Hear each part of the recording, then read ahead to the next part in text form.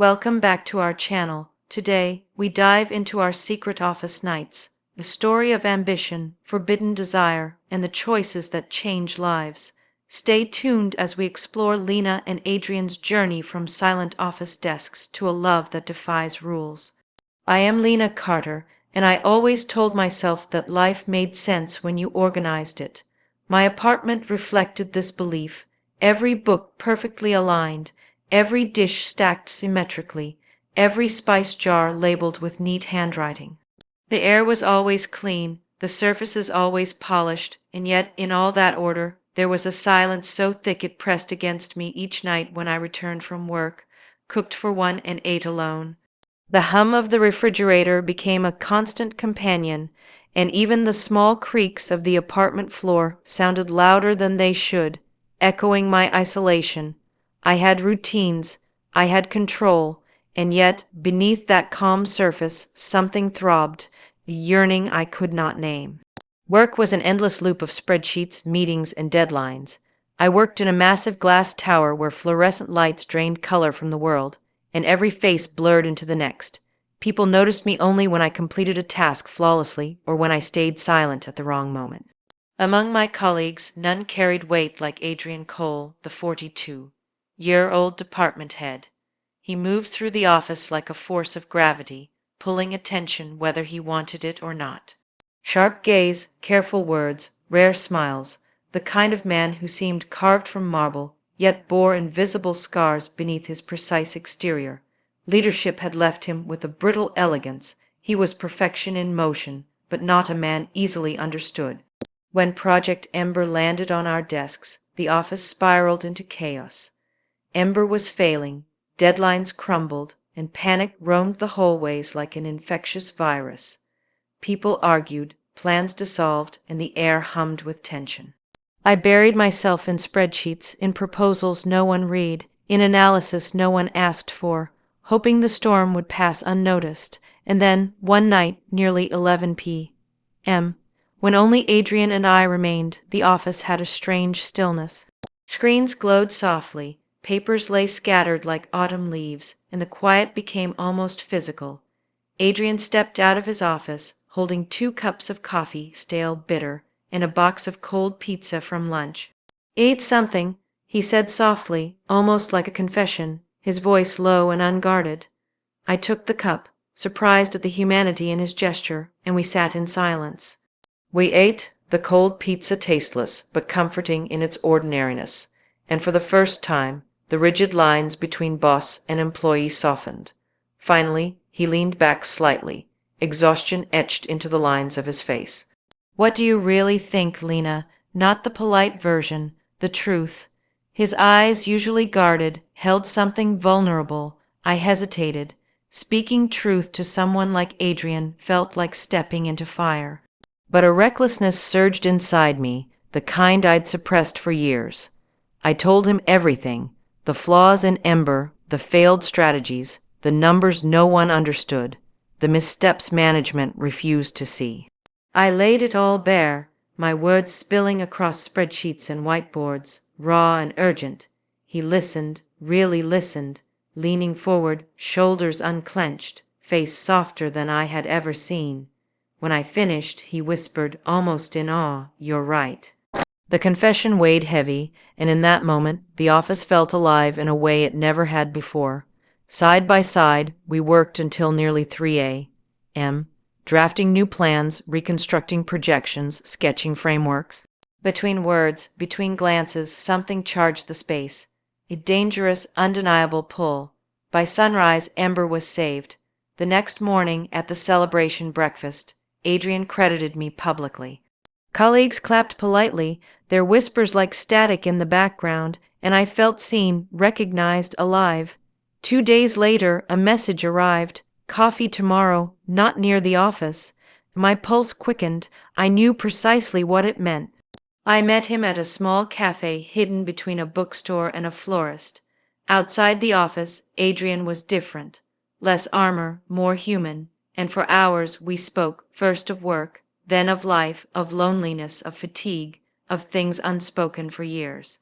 By the time we left, rain slicked the parking lot, and near my car, the unspoken became tangible. "This is wrong," he whispered, yet neither of us moved away. When he kissed me, the world fractured, and in that fracturing I felt alive, awake, seen. From that night, our affair began, secret, consuming, intoxicating, dangerous. Hotel rooms, quiet corners, late night offices. Our stolen moments pulsed with electricity, forbidden and irresistible. Rumors followed quickly. A resentful colleague, Mark, whispered accusations that I had leveraged my promotion for intimacy rather than merit. And then, a fateful night, Linda from HR, friend to Adrian's wife, saw us too close, captured a single photo, and 2 days later, it ignited into an office-wide scandal. Summoned to HR, the photo lay on the desk like a verdict. Adrian attempted to take the fall. "This was my fault," he said, but I refused. "We chose this. I told HR, both of us." We resigned together, hand in hand, leaving the whispering office behind, our secret exposed but our integrity intact. The months that followed were lonely but freeing. I moved into a bright studio, started a design business, and rediscovered myself.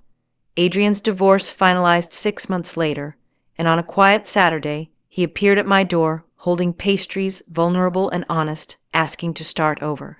And in that fragile question, I understood the danger, the fire, the forbidden moments. They had led us here, to truth, to light, to the beginning of a life rebuilt from the ashes of ember. The weeks after our first cafe meeting blurred into a rhythm that was both intoxicating and terrifying. Every encounter with Adrian was a balancing act on a wire stretched over a chasm of consequences. At work, we were nothing but colleagues, professional, cautious, distant, our smiles polite and measured, our words clipped. But outside, in the shadows of the city, the world narrowed until it consisted only of us two people who had found solace in each other. Two people who had been lonely for so long they could no longer bear the silence. Our meetings were covert, planned with military precision. A coffee shop 2 blocks from my apartment became our sanctuary on Tuesdays, a quiet park on the edge of town our refuge on Thursdays. Evenings in dimly lit restaurants, their curtains drawn, allowed us to exist without witnesses. In these moments, Adrian was not the department head, not the man whose presence demanded obedience and respect. He was a man who smiled at my stories, who listened without judgment, who let his guard down in ways I had never expected. The irony was cruel. The world that had always made me feel invisible now watched me constantly, yet here, outside of it, I felt more seen than ever. But secrets, as always, carry weight. The office, once a sterile, predictable place, had begun to feel suffocating. Mark, the colleague whose ambition had been thwarted by my sudden rise, had begun whispering. At first, the murmurs were subtle, almost imperceptible, but they grew bolder with each passing week. "She's sleeping with the boss," someone would say under their breath, or "Did you see the way Adrian looked at her?" The words were poisonous, but there was nothing I could do. Every time I confronted Mark, he offered nothing but polite denial, a smirk that suggested he knew more than he let on. And then Linda appeared, HR friend to Adrian's wife, keen-eyed, always observing. I noticed her lingering near my desk, passing by with that casual look that seemed innocent but was anything but. She watched, calculated, and I felt the tension coil inside me like a spring ready to snap. It was a sensation I had grown familiar with. The thrill of closeness with Adrian mingled with the fear of discovery, the constant pressure that made my heart race every time a shadow fell across my office. One Wednesday, months into Ember's success, we made a mistake, one that would unravel everything. We were alone in the office late at night, finalizing a proposal for an expansion plan. Adrian stood behind me, his hand brushing mine in a fleeting, careless gesture, and instinctively I leaned into the warmth. It was a moment of weakness, a moment of undeniable truth, and that was when Linda, returning for a forgotten jacket, saw us. A phone flashed, a quick capture, a photo that froze our connection in time.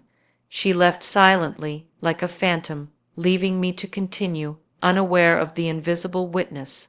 2 days later, the photo arrived anonymous to the inboxes of the leadership team. It was accompanied by a subject line that read simply, "Our new leadership values." The message was empty, the photograph spoke for itself.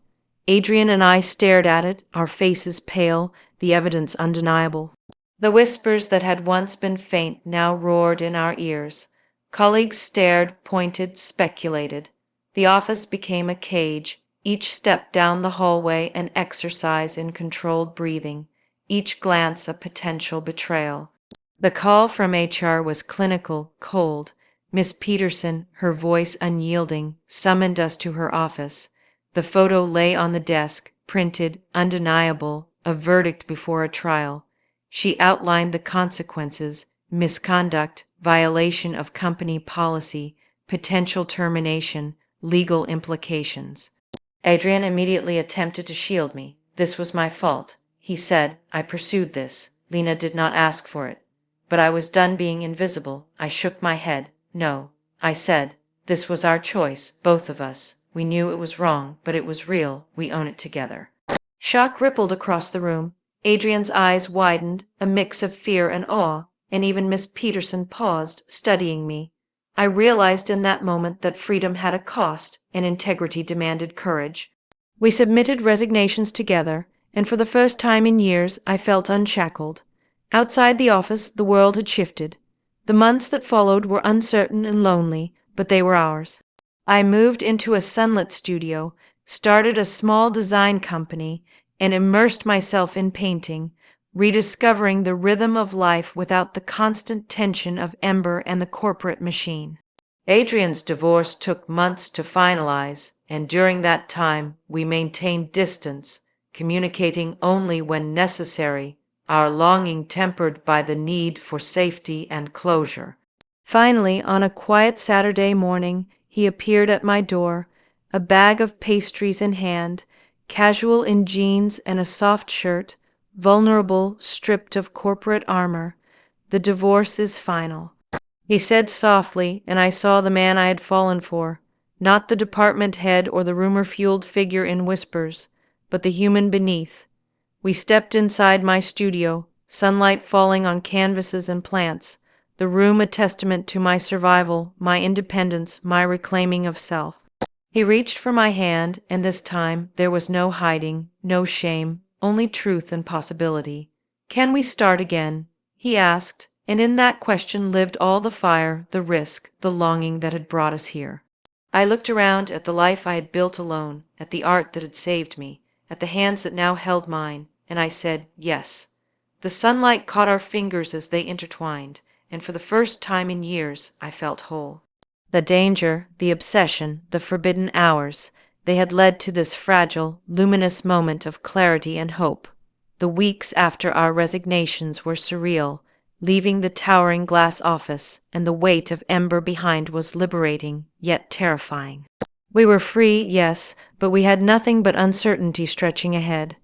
Our lives, once tightly scheduled and suffocating, now felt like blank canvases, empty but full of possibility. Adrian moved into a small apartment across town, a quiet space he could call his own. I stayed in my studio, walls lined with canvases and sketches, a private world of color and light that belonged only to me. At first, we were cautious. Months of secrecy had taught us how dangerous desire could be when mixed with professional stakes and personal vulnerabilities.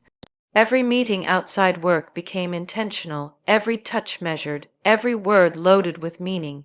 Yet, even in restraint, there was an undeniable gravity between us, a pull stronger than fear. Our conversations deepened, peeling away layers we had hidden even from ourselves. He spoke of the loneliness behind his marriage, of a life spent chasing respect and recognition while losing touch with joy. I shared the emptiness that had shadowed me for years, the quiet nights spent cooking for one, the feeling of being invisible even when surrounded by people. In each other, we found understanding, a mirror of vulnerability that neither of us could ignore. The gossip and judgment from Ember's corridors had faded, but the scars remained. Friends and former colleagues avoided us, whispers now replaced with wary glances, polite distance, and thinly veiled curiosity. Yet we no longer needed their validation. Our story was ours alone, written in quiet cafes, rainy parking garages, and the warmth of our small apartments. One evening, we decided to take a trip outside the city, a brief escape into the mountains where the air was crisp and the noise of the world couldn't reach us. Hiking through trails that twisted like the paths of our lives, Adrian's hand found mine, and for the first time since Ember, I didn't flinch. There was no shame here, no rules, no corporate hierarchy, just two people walking together, breathing, living. On the peak, overlooking a valley blanketed in mist, Adrian turned to me, his eyes reflecting the twilight. "We've survived so much," he said quietly. "We could lose everything again, and it wouldn't matter. We have each other." I squeezed his hand, feeling the weight of every choice we had made, the risk, the scandal, the exposure, all worth this fragile, unshakable truth. Returning to the city, we focused on building lives we could be proud of.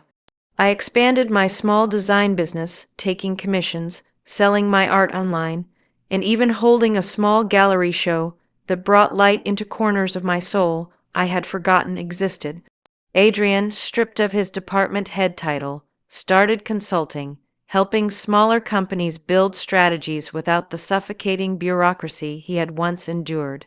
He was more grounded, less burdened by ego, more attuned to the simple joys of connection. We moved in together gradually, merging our lives without fanfare. Our mornings became a ritual of shared coffee, sunlight spilling across canvases and papers, laughter threading through the quiet spaces we had once feared.